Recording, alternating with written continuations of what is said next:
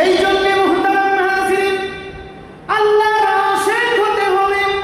আল্লাহর আশিক হওয়া ছাড়া দুনিয়াতেও কোনো পথ নাই, আখিরাতেরও কোনো বাঁচার রাস্তা নাই। আরে যারা দুনিয়াতে আল্লাহর আশিক হয়ে যায়, যারা দুনিয়াতে আল্লাহর প্রেমিক হয়ে যায়, তারা তো দুনিয়াতেও সফল কাম রে, আখিরাতেও সফল কাম হয়ে যায়। মুহতারাম নাযিরিন, আল্লাহর পয়গম্বরের সাহাবী হযরত খাব্বাব রাদিয়াল্লাহু তাআলা আনহু কেমন আল্লাহর আশিক ছিলেন। দিনকে নিজের ভিতরে প্রতিষ্ঠিত করার জন্য, আল্লাহর প্রেমিক হওয়ার জন্য কতটুকু কুরবানি তারা করেছিলেন। হযরত ওমর ইবনে খাত্তাব রাদিয়াল্লাহু তাআলা আনহু একবার খাব্বাব রাদিয়াল্লাহু তাআলা আনহুর জিহ্বার মধ্যে দেখতে পেলেন এর এতটুকু বড় টিউমারের মতো কেমন যেন গোশতটা ফুলে রয়েছে।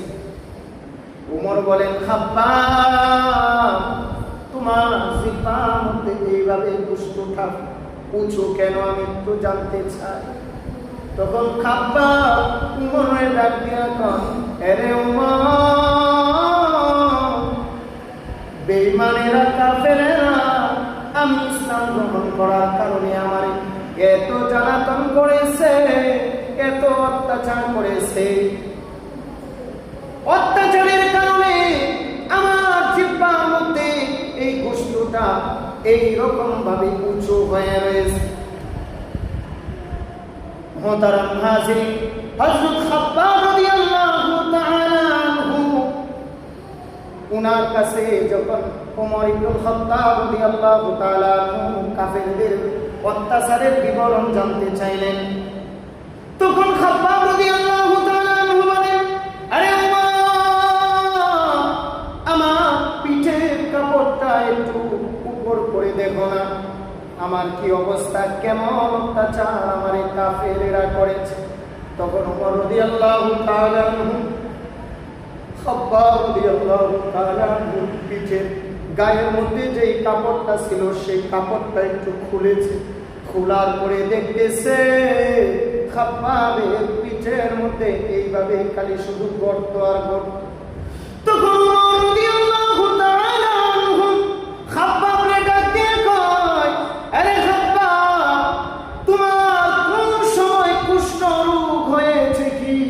খাব্বাব তখন ডাক দিয়ে কয়, ওমর রে, আমার জীবনে কোনো সময় কুষ্ঠ রোগ হয় নাই, তাহলে তোমার পিঠের মধ্যে এইভাবে গর্ত কোথা থেকে আসলো? তখন খাব্বাব বলে, আমাকে আমার বংশের লোকেরা কাফেরেরা এত বেশি পরিমাণ আমাকে জ্বালা যন্ত্রণা দিয়েছে, আমাকে এত বেশি পরিমাণে অত্যাচার করেছে রে ওমর, আমাকে তারা জ্বলন্ত কয়লার ভিতরে আমাকে শোয়া দিছে, শোয়া দিয়ে আমাকে বলতেছে, আরে খাব্বাব, ঈমান ছেড়ে দাও, ঈমান ছেড়ে দাও, কালিমা যদি ত্যাগ করো খাব্বাব, তাহলে তোমার থেকে শাস্তিগুলো উঠিয়ে নেওয়া হবে, শাস্তি বন্ধ করে দেওয়া হবে, আর যদি তুমি কালিমা না ছাড়ো তাহলে তোমাকে এর চাইতেও বেশি পরিমাণে শাস্তি দেওয়া হবে।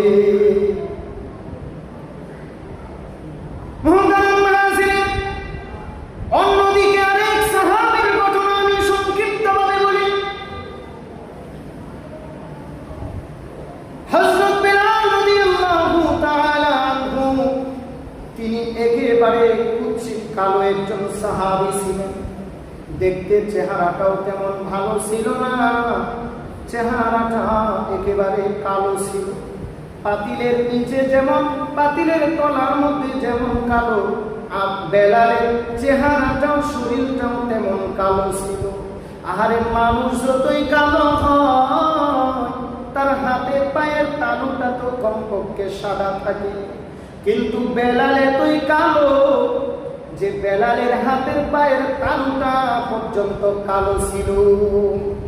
দেখতেও ভালো ছিল না, ভালো মানাইতো না, কিন্তু সে আল্লাহর এত আশিক ছিল। উমাইয়ার গোলাম ছিল। উমাইয়ার গোলাম থাকা অবস্থায় যখন বেলাল আল্লাহর উপরে বিশ্বাস স্থাপন করেছে, আল্লাহর মায়া মহাব্বতে পাগল হয়ে গেছে, আল্লাহর রাসূলের ইশকে যখন মাতোয়ারা হয়ে গেছে, ঠিক সেই মুহূর্তে উমাইয়ার গোলাম বেলালকে এমন ভাবে কষ্ট দেওয়া হয়েছে, একেবারে জিহ্বার ভিতরে রশি বেঁধে জিহ্বাটাকে টেনে টেনে টেনে টেনে নিয়ে যেত। জিহ্বাকে যখন টানত, উত্তপ্ত বাড়ির মধ্যে বেলালকে এইভাবে টানা হতো। এমনি তো গরম, এমনি তো বালু এত উত্তপ্ত যে সেই উত্তপ্তের কারণে বালুর মধ্যে পা রাখা সম্ভব না। এখনো যারা মক্কা মদিনায় গিয়েছেন তারা ভালো করেই জানেন, মক্কার মরুভূমি এত বড় ভয়ঙ্কর একটা জায়গা, খালি পায়ে হাঁটা যায় না। যায় নাকি? যায়? এখানে গেছেন এমন কেউ আছেন? কেউ নাই? মরুভূমি এত ভয়ঙ্কর, এত গরম, সেখানে খালি পায়ে এখনো পর্যন্ত হাঁটা যায় না। যেখানে খালি পায়ে হাঁটলেই ফুসকা পড়ে যায়, শরীরের মধ্যে তোয়া উঠে যায়, ঠিক সেই মুহূর্তে হযরত বেলাল রাদিয়াল্লাহু তাআলা আনহুকে শরীরের সমস্ত জামাগুলি খুলে খুলে বেলালকে এইভাবে টানা হতো, বালির মধ্যে এইভাবে টানা হেঁচড়া করা হতো। এমনকি জিহ্বার ভিতরে, বেলালের জিহ্বার ভিতরে গজল দিয়া গজল মারা হতো। একেবারে ওই যে আমরা দরজার ভিতরে গজল দেই না, এইভাবে গজল দিয়া জিহ্বাটাকে ছিদ্র করে গজল দিয়া ঢুকায় রাখে। চিন্তা করেন, আমাদেরকে যদি এমন শাস্তি কেউ কোনো সময় দেয়, তখন আমাদের ঈমান তো এত হালকা, আমরা তো বলবো ভাই আমাকে ছেড়ে দাও, আমি ঈমান ছেড়ে দিতেছি, তারপরেও আমার কষ্ট দিও না। কিন্তু বেলাল আল্লাহর প্রেমের ভিতরে এতই হাবুডুবু খাইতেছিল, যখন বেলালকে এমন ভাবে শাস্তি দিতেছে, তখন ঠিক বেলালের পাশ দিয়ে আবু বকর যাইতেছে।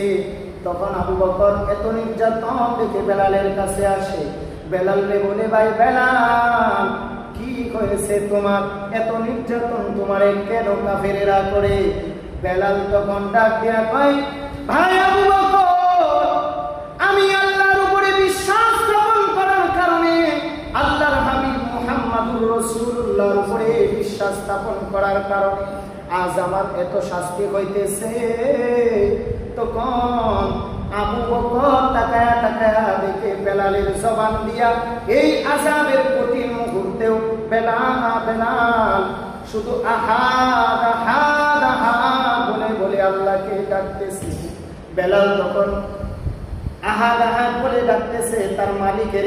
আবু বকর বেলালকে কয়, বেলাল ভাই, তুমি সাময়িক সময়ের জন্য তুমি বলো না আহাদ শব্দটা ছেড়ে দিয়েছি, সাময়িক সময়ের জন্য বলো। যদি তুমি এই কথা বলতে পারো যে আমি সাময়িক সময়ের জন্য আমি বন্ধ করে দিছি, এদিকে কাফেরদেরকে বলবা আমি ইসলাম ত্যাগ করেছি, তাহলেই তো তোমাকে উমাইয়া আযাব থেকে মুক্তি দিয়া দেয়। কিন্তু তখন বেলাল আবু বকরকে ডাক দিয়া বলে, এ আল্লাহর পয়গম্বরের জলিল কদর সাহাবী আবু বকর, এই উমাইয়া আমাকে যতটুকু শাস্তি দিতেছে, এই শাস্তির কারণে আমি যে ব্যথা পাইতেছি, আবু বকর রে, এই শাস্তি অবস্থায় আমি আমার মালিকের যে ডাকতেছি, আমার মালিককে ডাইকা আমি যে পরিমাণ শান্তি পাইতেছি, এই আযাব আমার শান্তির কাছে কিছুই না। এটা ছিল সাহাবীদের আখলাক ছিল। এই জন্য হার হালতে সব সময় আল্লাহর প্রেমিক হওয়া। আল্লাহর প্রেমিক যদি কোনো ব্যক্তি হইতে পারে, তাহলে তার জন্যই তো আল্লাহ ঘোষণা দিয়ে রেখেছেন, ফাদখুলি ফি ইবাদি ওয়াদখুলি জান্নাতি।